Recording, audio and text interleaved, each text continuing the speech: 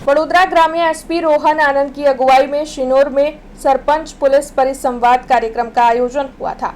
दरअसल सरपंच पुलिस परिसंवाद कार्यक्रम का आयोजन जगह जगह पर करवाया जा रहा है। उसी के तहत शिनोर की सेगवा पटेलवाड़ी पर सरपंच पुलिस परिसंवाद कार्यक्रम आयोजित हुआ था। तब आपको बता दें कि साइबर अवेयरनेस, मार्ग सलामती अवेयरनेस, गांव में सीसीटीवी डालने समेत की जानकारियां इस दौरान मुहैया करवाई गई थी।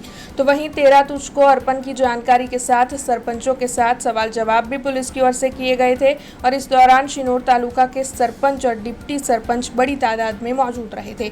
तो वहीं DYSP M Patel, PI BN Gohil, PSI Makwana समेत शिनोर पुलिस का पूरा स्टाफ वहां पर मौजूद था।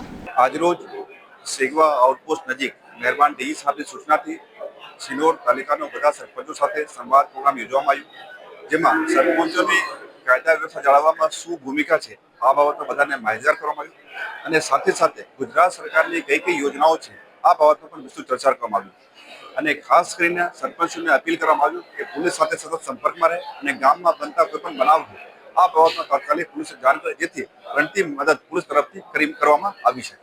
हमसे जुड़े रहने के लिए हमारे YouTube चैनल को सब्सक्राइब करें और नई वीडियो की नोटिफिकेशन के लिए बेल आइकॉन को दबाएं।